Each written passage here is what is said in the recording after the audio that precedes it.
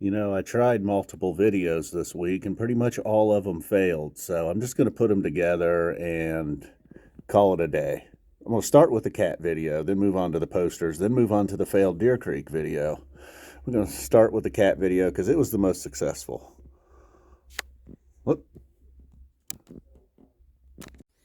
Oh, look at him. Oh. Oh, my God. Oh, my God.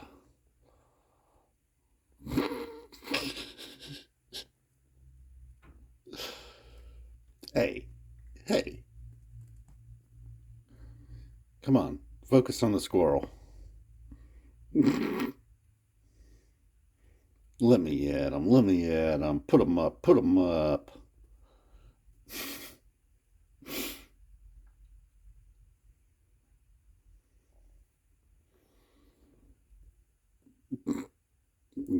Oh boy, he's getting close. He's getting brave. All right, I guess the party's over.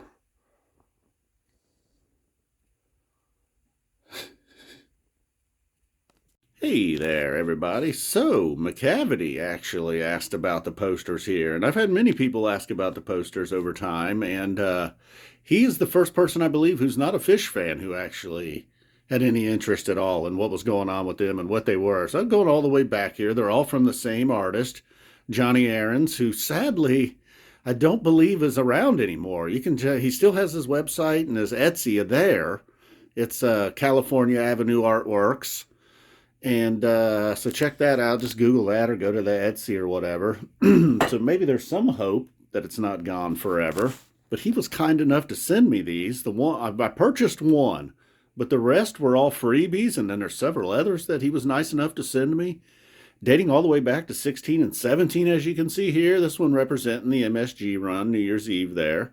All right, so I think we've looked at this one long enough. That one's, while it's always looked cool wherever I'm at, and there is a little bit, this here, I think was just a little bit of a smudge. Kind of maybe a problem with the print, but whatever. It always kind of looked like a smoke cloud or something to me, so it fit in nicely.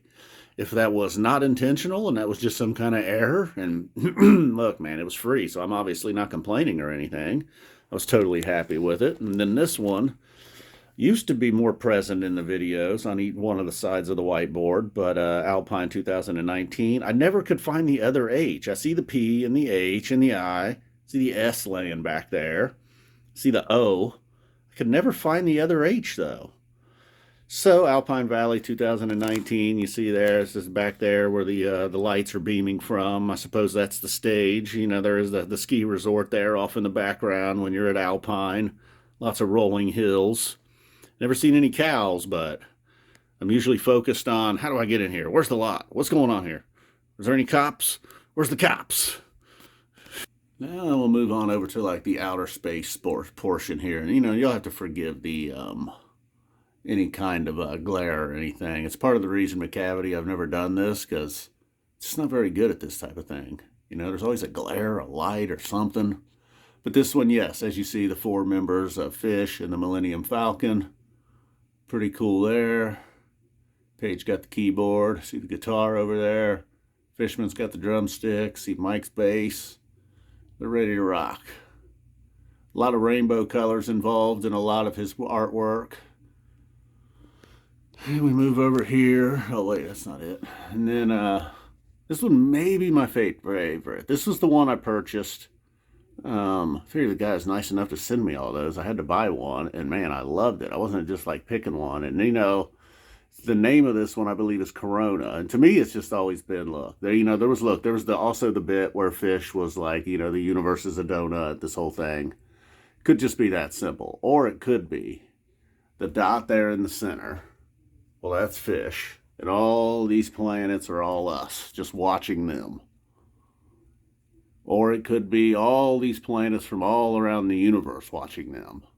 But to me, that's always been what it is, Of course, you got the Fish unofficial logo, the donut symbol there.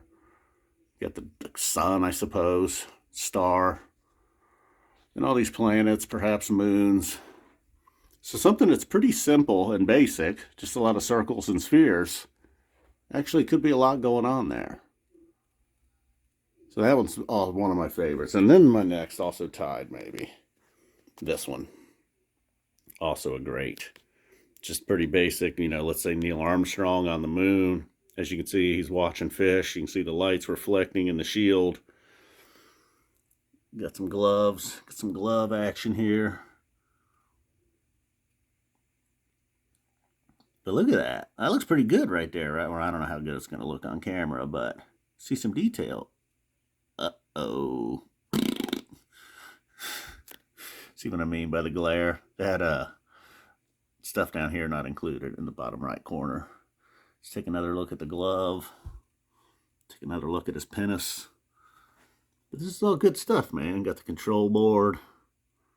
Very cool. Looks much like the lights you would have seen at a show in 2015. You got the surface of the moon back there, a little roughed up. Crater action. Why is there a glow coming from his butthole? It's weird. I gotta talk to John about that. So, like I said, California Avenue Artworks. Check out the, I don't know. Sadly, I think our man may be out of it.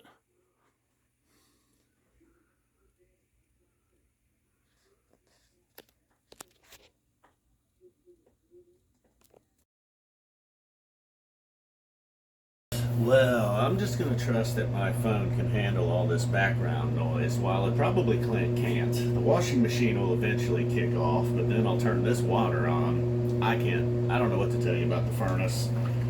Just as I was ready to rock and roll here, the furnace kicked on, so we're gonna just barrel through here, night 3 of Deer Creek. Got an overflowed sink. And if you're new here and you're wondering what exactly is going on here, well, I don't really enjoy doing dishes, and this makes it a little bit more enjoyable, getting a YouTube video out of it. The old killing 2 birds with 1 stone, if you will. Alright. So, this show, really, night 3 of Deer Creek, July 23rd, 2003, my first 3-night run. Still haven't done a ton of those. To this day. Started out great.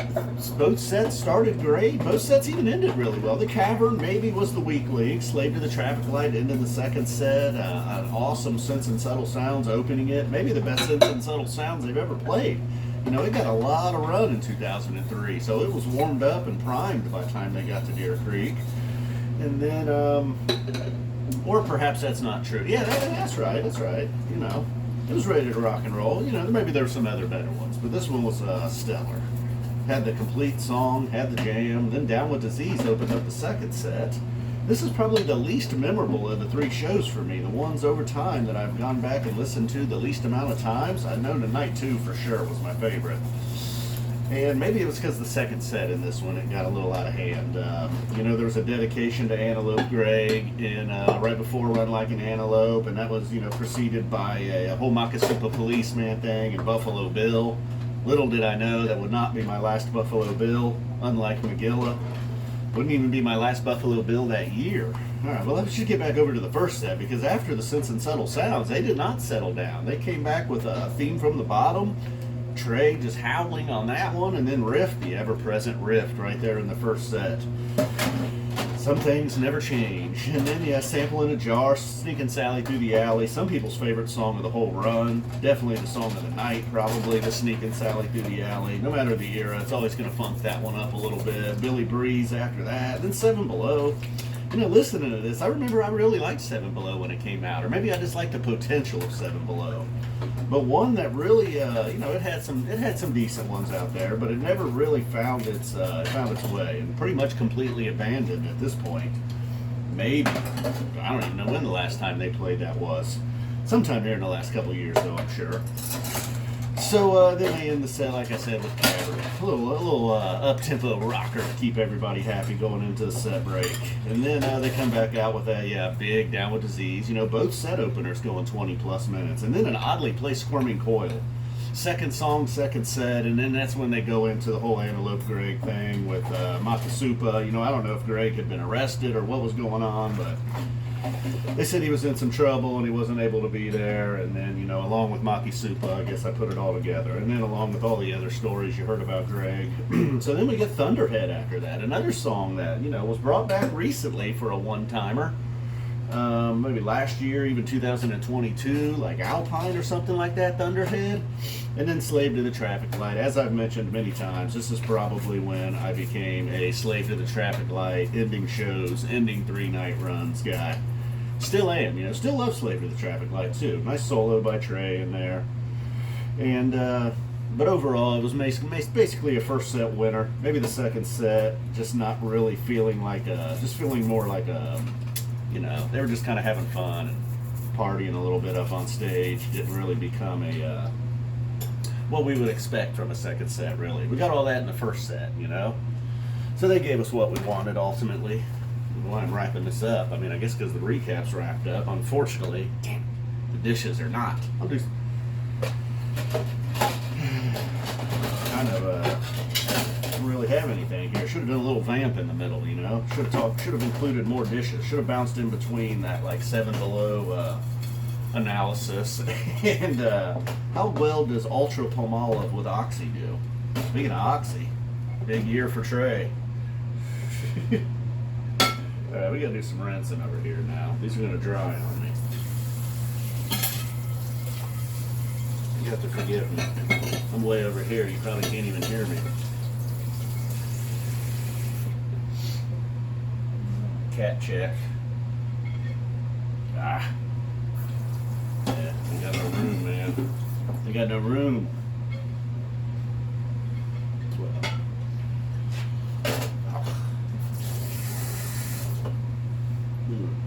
Should have brought a little something else to the table, huh? You know what a lot of these bowls were tortellini soup.